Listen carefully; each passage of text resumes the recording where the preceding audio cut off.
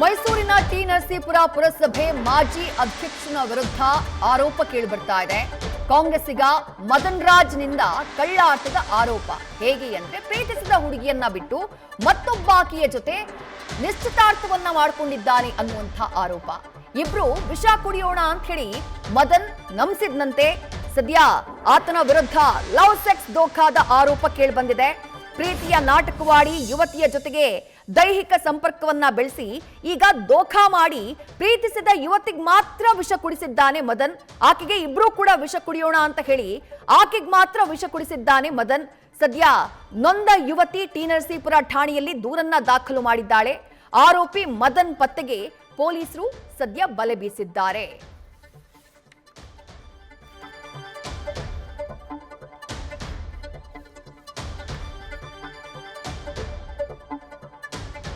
Photo ಗಮನಿಸ್ತಾ ಇದ್ದೀರಿ. ಒಂದ್ ಕಡೆ ಕಾಂಗ್ರೆಸ್ನ ಮುಖಂಡನಾಗಿರುವಂತಹ ಮದನ್, ಮೈಸೂರು ಟಿ ನರಸೀಪುರ ಪುರಸಭೆಯ ಮಾಜಿ ಅಧ್ಯಕ್ಷ. ಆತ ಇತ್ತೀಚೆಗೆ ಎಂಗೇಜ್ಮೆಂಟ್ ಮಾಡ್ಕೊಂಡಿದ್ದಾನೆ. ಆಕೆಯ ಜೊತೆಗಿರುವಂತಹ ಫೋಟೋನ ಗಮನಿಸ್ತಾ ಇದ್ದೀರಿ. ಮತ್ತೊಂದ್ ಕಡೆಗೆ ಮೋಸ ಹೋದಂತಹ ಯುವತಿ ಈತನಿಗಾಗಿ ವಿಷ ಕೊಡದು ಆಸ್ಪತ್ರೆ ಪಾಲಾಗಿ ಅದಾದ ನಂತರ ಈಗ ಆತನ ವಿರುದ್ಧ ಕಂಪ್ಲೇಂಟ್ ಅನ್ನ ದಾಖಲು ಮಾಡಿದ್ದಾಳೆ. ಡೀಟೇಲ್ಸ್ ನಮ್ಮ ಪ್ರತಿನಿಧಿ ರವಿ ಪಾಂಡವಪುರ ನೀಡ್ತಾ ಹೋಗ್ತಾರೆ. ರವಿ, ಕಾಂಗ್ರೆಸ್ನ ಮುಖಂಡ ಮದನ್ ವಿರುದ್ಧ ಯುವತಿ ಪೊಲೀಸ್ ಠಾಣೆಯ ಮೆಟ್ಟಿಲೇರಿರೋದು. ಕಂಪ್ಲೇಂಟ್ ನಲ್ಲಿ ಏನಂತ ಉಲ್ಲೇಖ ಮಾಡಿದ್ದಾರೆ, ಯಾವ ರೀತಿಯಾಗಿ ದೋಖಾ ಆಗಿದೆ ಅಂತ ಹೇಳಿ ಆಕೆ ಆರೋಪ ಮಾಡ್ತಾ ಇರೋದು? ರವಿ, ಪ್ರಮುಖವಾಗಿ ವಿಜಯಶ್ರೀ, ಇದು ಮೈಸೂರಿನಲ್ಲಿ ನಡೆದಿರುವಂತಹ ಲವ್ ಸೆಕ್ಸ್ ದೋಖಾ ಪ್ರಕರಣ. ಇದು ಕಾಂಗ್ರೆಸ್ ಮುಖಂಡನಿಂದ ಈ ಒಂದು ಘಟನೆ ನಡೆದಿರೋದು. ಅಂದ್ರೆ ಲವ್ ಸೆಕ್ಸ್ ದೋಖಾ ನಡೆದಿರೋದು. ಒಬ್ಬಳ ಜೊತೆ ಪ್ರೀತಿ ಮಾಡಿ ಮತ್ತೊಬ್ಬಳ ಜೊತೆ ಎಂಗೇಜ್ಮೆಂಟ್ ಮಾಡಿಕೊಂಡಿರುವಂತಹ ಕಾಂಗ್ರೆಸ್ ಮುಖಂಡ, ಅಂದ್ರೆ ಮೈಸೂರು ಜಿಲ್ಲೆ ಟಿ ನರಸೀಪುರದ ಪುರಸಭೆಯ ಮಾಜಿ ಅಧ್ಯಕ್ಷ ಈತ ಮದನ್ ರಾಜ್ ಅಂತ ಹೇಳಿ. ಈತ ಅದೇ ಗ್ರಾಮದ ಅಂದ್ರೆ ಯುವತಿಯ ಜೊತೆ ಸಲುಗೆಯಿಂದ ಇರ್ತಾನೆ. ಆರಂಭದಲ್ಲಿ ಆಕೆಯನ್ನ ಪುಸ್ಲಾಯಿಸಿ ಪ್ರೀತಿಸುವಂತಹ ನಾಟಕವನ್ನು ಕೂಡ ಆಡ್ತಾನೆ.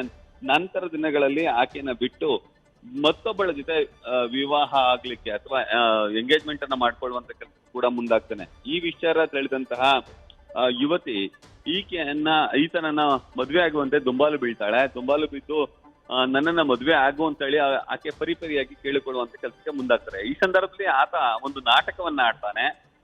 ಇಬ್ಬರು ಕೂಡ ಸತ್ತು ಹೋಗೋಣ, ವಿಷವನ್ನ ಸೇವಿಸಿ ಆತ್ಮಹತ್ಯೆ ಮಾಡ್ಕೊಳ್ಳೋಣ ಅಂತ ಹೇಳುವಂತ ಕೆಲಸಕ್ಕೆ ಮುಂದಾಗ್ತಾನೆ. ಆದ್ರೆ ಆತ ವಿಷವನ್ನ ಕುಡಿಯೋದಿಲ್ಲ, ಆಕೆಗೆ ಮಾತ್ರ ವಿಷವನ್ನ ಕುಡಿಸಿ ಈತ ಅಲ್ಲಿಂದ ಪರಾರಿಯಾಗುವಂತ ಕೆಲಸಕ್ಕೆ ಮುಂದಾಗ್ತಾನೆ.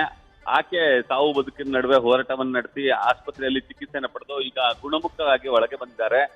ಈಗ ಆಕೆ ಹೇಳೋದೇನಂತ ಅಂದ್ರೆ, ಆತ ನನಗೆ ಮೋಸವನ್ನ ಮಾಡಿದ್ದಾನೆ, ಮದುವೆ ಆಗ್ತೀನಿ ಅಂತ ಹೇಳಿ ವಂಚಿಸಿದ್ದಾನೆ, ನನ್ನ ಜೊತೆ ಅಂದ್ರೆ ದೈಹಿಕ ಸಂಪರ್ಕವನ್ನು ಕೂಡ ಬೆಳೆಸಿ ನನಗೀಗ ವಂಚನೆ ಮಾಡಿದ್ದಾನೆ. ಆತನ ವಿರುದ್ಧ ಕ್ರಮ ಆಗ್ಬೇಕು, ಆತ ನನ್ನ ಮದುವೆ ಆಗ್ಬೇಕು ಅಂತ ಹೇಳಿ ಈಗ ಮದನ್ ರಾಜ್ ಅವರ ವಿರುದ್ಧ ಪೊಲೀಸ್ ಠಾಣೆಯಲ್ಲಿ ಪ್ರಕರಣವನ್ನ ದಾಖಲಿಸುವಂತ ಕೆಲಸಕ್ಕೆ ಮುಂದಾಗಿದ್ದಾಳೆ. ಜೊತೆಗೆ ಅವರ ಕುಟುಂಬಸ್ಥರ ಎಲ್ಲರೂ ಕೂಡ ನನ್ನ ವಿರುದ್ಧ ಆರೋಪವನ್ನ ಮಾಡ್ತಿದ್ದಾರೆ. ನನಗೆ ಸೂಕ್ತ ನ್ಯಾಯ ಕೂಡ ಸಿಗ್ಬೇಕು, ಜೊತೆಗೆ ತಪ್ಪಿತಸ್ಥರಿಗೆ ಶಿಕ್ಷೆ ಆಗ್ಬೇಕು ಅನ್ನೋದು ಆಕೆ ಆಗ್ರಹ ಆಗಿದೆ. ವಿಜಯಶ್ರೀ, ಥ್ಯಾಂಕ್ ಯು ರವಿ ತಮ್ಮೆಲ್ಲ ಡೀಟೇಲ್ಸ್ಗೆ.